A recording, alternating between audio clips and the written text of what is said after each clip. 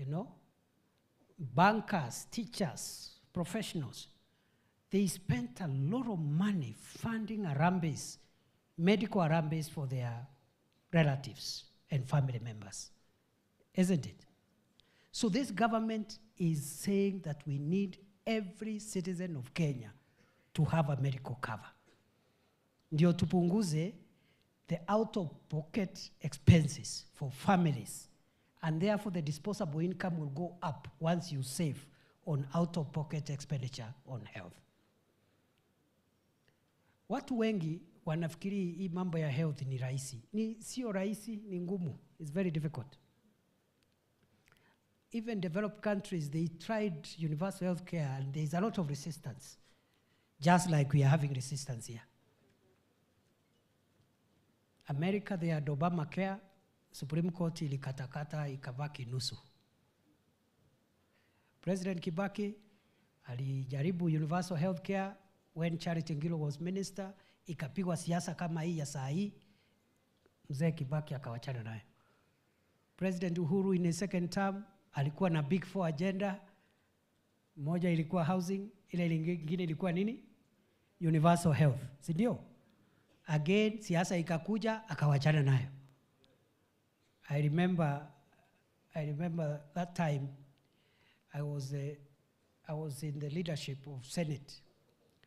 So tulijaribu kusaidia ndio tutetee hii kitu ya universal health cover, hii mambo ya medical. So Rais Uhuru akatuita, deputy yake alikuwa hapo, President Ruto saa hii alikuwa deputy siku hiyo, and a few leaders wa bunge.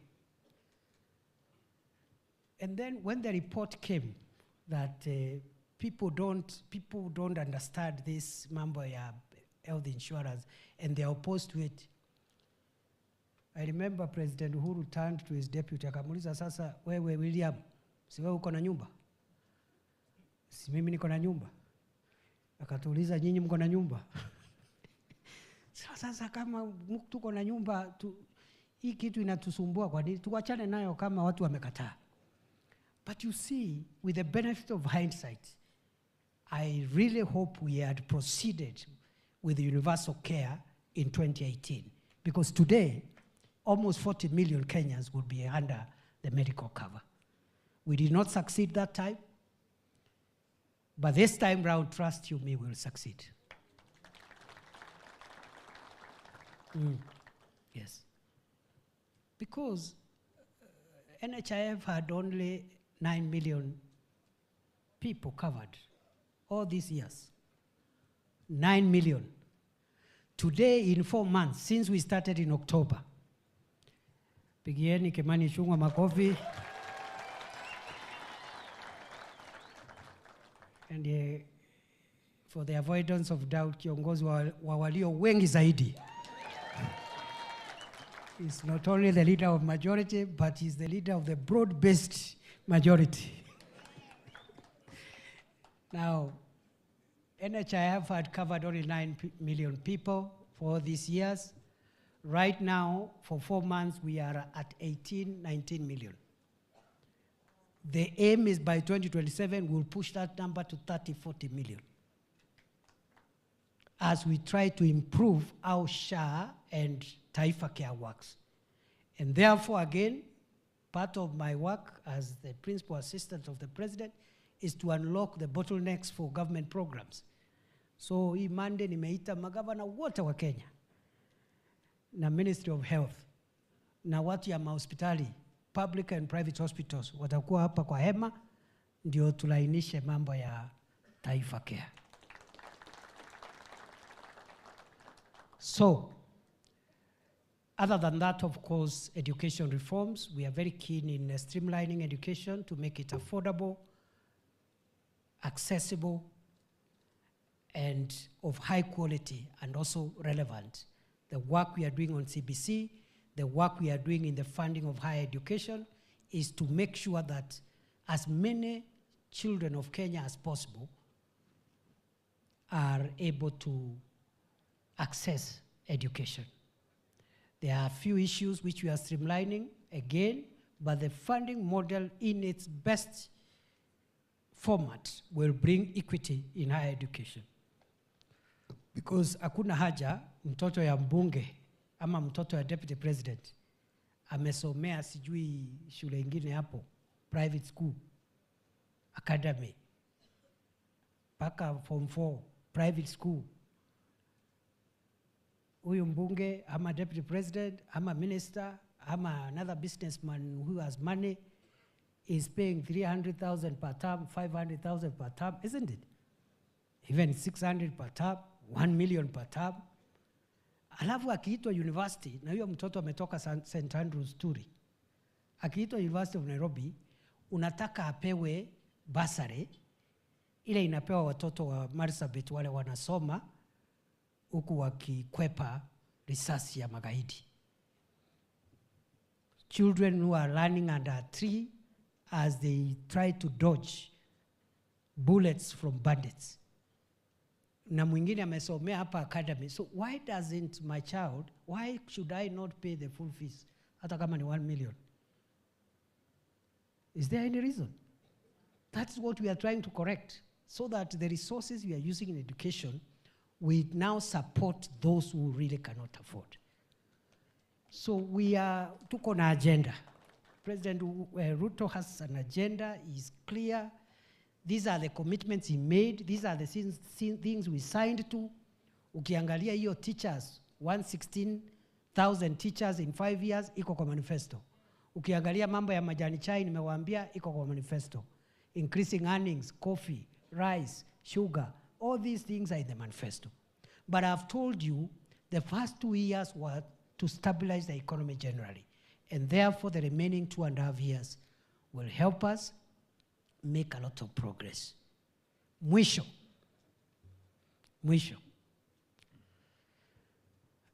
What this government is trying to do is what is known as transformation. Transformation of society. Transformation is not an easy job. Transformation encounters resistance. Because the reason why we have so many people at the bottom of the pyramid who cannot afford a meal is because of certain entrenched structures in society, which transformation is trying to disrupt. Okay? So that instead of having only 9 million Kenyans with medical insurance, you have 55 million Kenyans with insurance. You will disrupt some people there who are making money in the health sector. So you expect that resistance. But you know what, friends, brothers and sisters?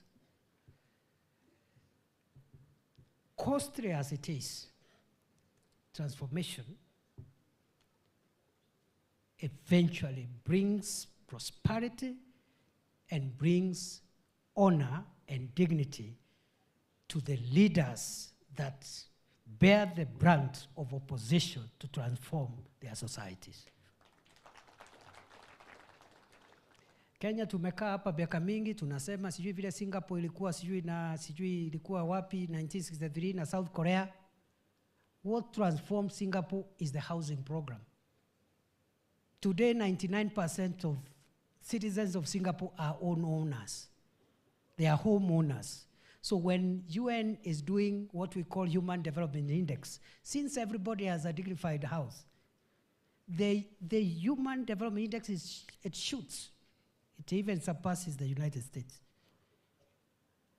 That's the work we are doing in Kibra. That is the work we are doing in Mukuru. The fellows we had to remove for their safety from the river, our people who are being carried by flood water along Nairobi River. 40,000 people. I'm the one who removed them. One night, we lost about 120 people. Some of them whole families. Whole families. The person, the spouse, and all 5, 6 children swept by the river because they are living on a Karatasi house just on the riverbank. When the floods came, at the middle of the night, they are all asleep, and there is no room for maneuver. They were all swept.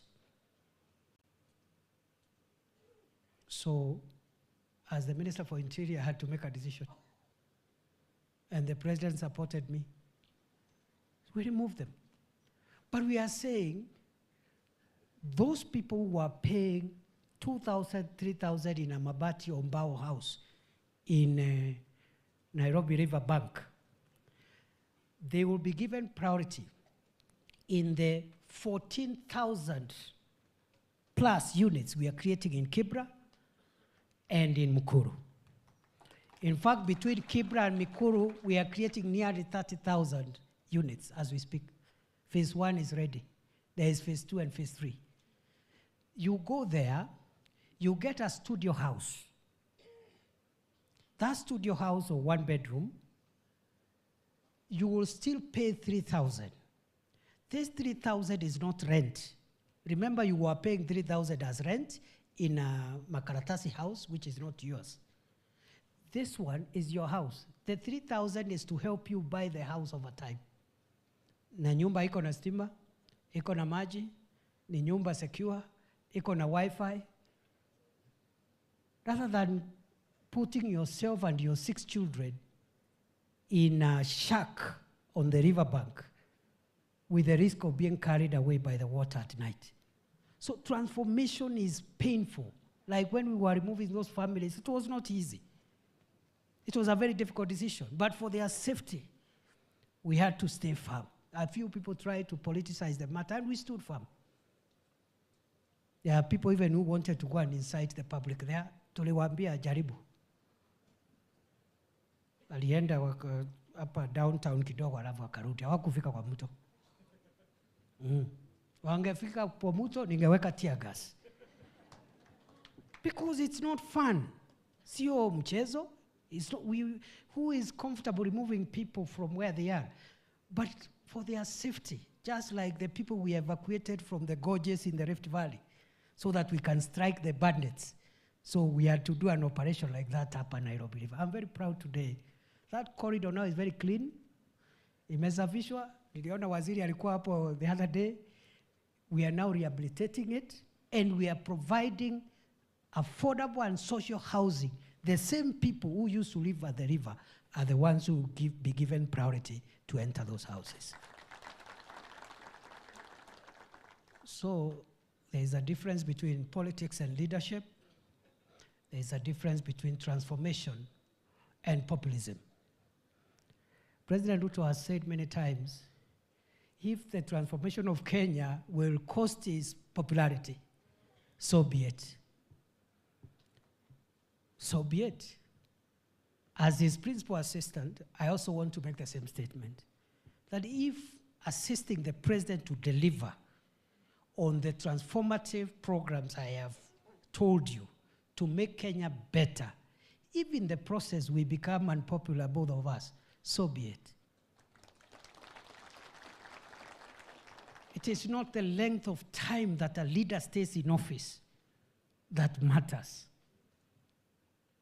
What matters is the consequences of somebody's leadership, however long or short they have been in office.